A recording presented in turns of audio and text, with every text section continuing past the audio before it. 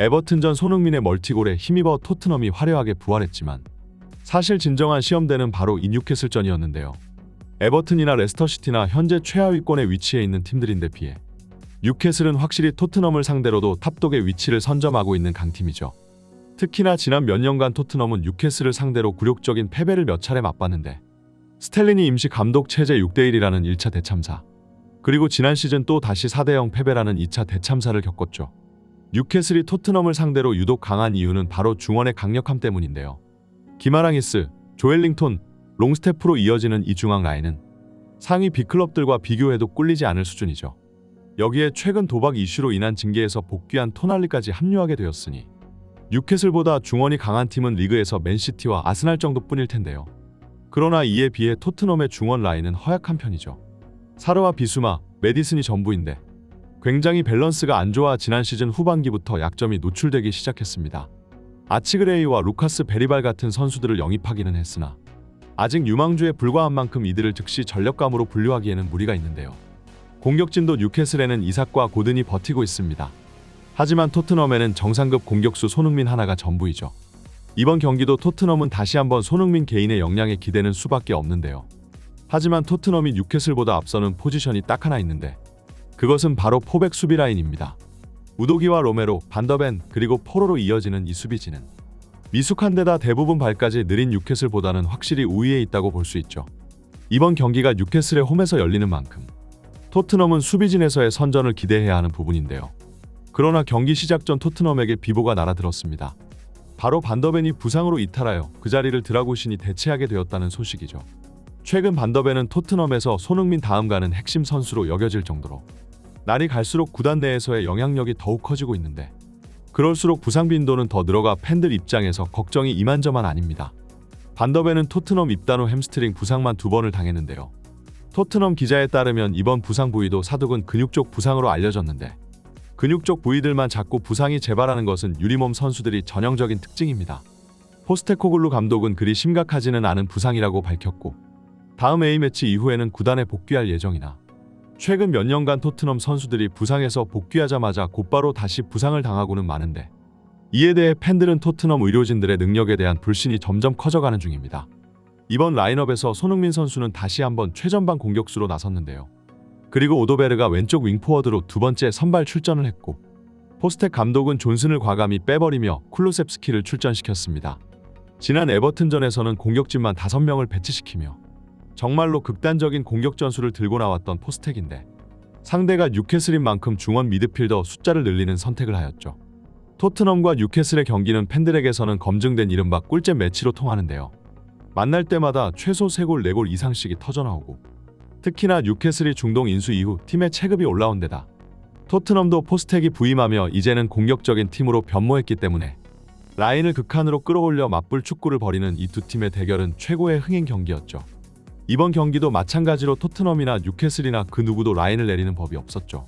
시작부터 굉장하게 타이트한 전방 압박을 펼쳐댔는데 이 압박을 한 번만 풀어내면 곧바로 결정적인 골 찬스가 열리는 것으로 이번 경기 승패의 키는 사실상 후방 수비 라인의 빌드업 능력에 달렸죠. 어찌나 뉴캐슬의 전방 압박이 체계적이었는지 결국 최전방 손흥민이 수비 라인까지 내려와서 볼 배급을 도와줘야 할 정도였죠.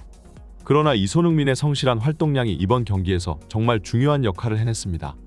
손흥민이 공수 양면으로 폭넓게 움직이며 수적 우세 상황을 만들어주자 토트넘은 점차 뉴캐슬의 전방 압박에서 벗어나기 시작했고 몇 차례 위협적인 슈팅으로 이어질 수 있었습니다. 특히나 에버튼전과는 달리 이번 경기에서는 쿨루셉이 사실상 중앙의 제로톱 역할을 수행했는데 이로 인해 중원 미드필더 숫자를 더욱 늘릴 수 있었고 좌우 간격이 넓어진 틈을 타 손흥민 선수는 왼쪽 측면에서 활개를 칠 수 있었습니다.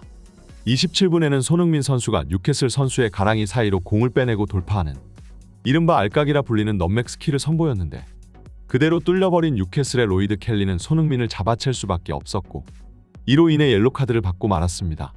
이른 시작부터 주전 수비진 중 하나가 경고 한 장을 안고 시작하는 것은 굉장히 큰 부담인데 손흥민 선수는 서서히 뉴캐슬 수비진의 균열을 내고 있었죠. 이전 시즌에도 정상급 풀백이었던 뉴캐슬의 트리피어가 손흥민 선수의 드리블에 경기 내내 탈탈 털려버리며 대굴욕을 맛본 적이 있었는데 오늘 왼쪽 측면 지역에서의 손흥민의 드리블 스킬은 그 당시 경기를 연상케 했죠. 토트넘은 이번 뉴캐슬전 만반의 준비를 해온 것처럼 보였는데요. 31분에는 중앙에 있던 손흥민이 아래쪽으로 빠지면서 박스 부근의 포로에게 논스톱으로 결정적인 키패스를 연결해주는 신묘한 세트피스 전술을 선보이기도 했습니다. 포로의 이 슛은 아쉽게도 수비수 블락에 막히기는 했지만 굉장히 좋은 시도였죠. 그러나 역시 반더벤 공백의 여파인지 토트넘의 한심한 수비 집중력은 다시 선제골을 허용하고 말았는데요.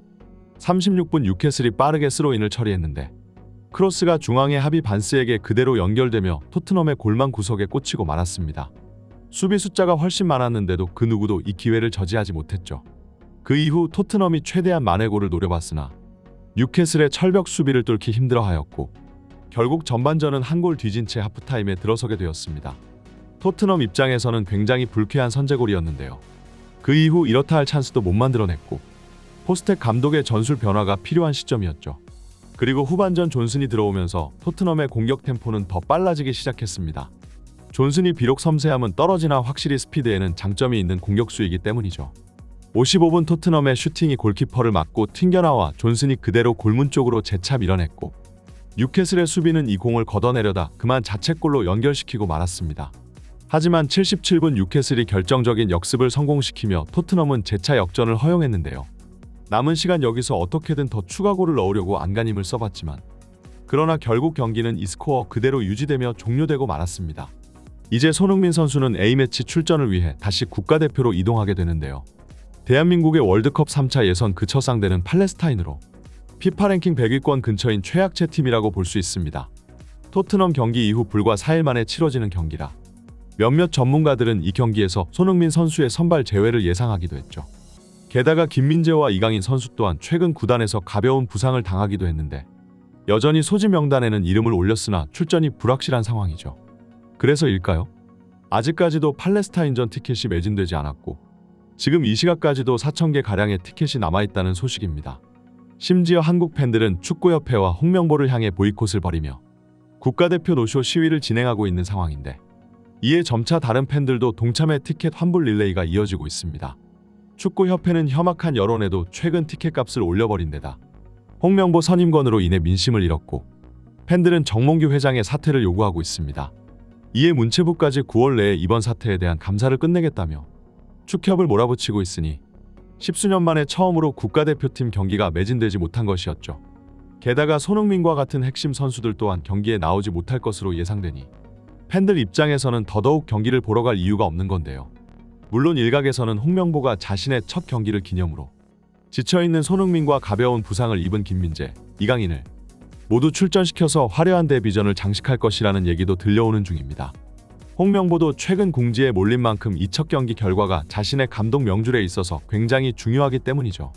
결국 우리 선수들은 다시 한번 축협과 감독의 정치질에 희생당하는 신세가 되고야 말았는데요. 지난 시즌 손흥민 선수가 후반기에 급격하게 골페이스가 떨어져던 것은 결국 국가대표팀 차출에 이은 연속된 강행군 일정 때문이었죠. 이번 시즌은 2경기 만에 멀티골을 꽂아 넣는 등 전 시즌보다도 출발이 좋은데 올해만큼은 국가대표가 손흥민 선수의 커리어를 발목 잡지 않았으면 좋겠습니다. 이번 영상은 여기까지입니다. 구독과 좋아요는 사랑입니다. 감사합니다.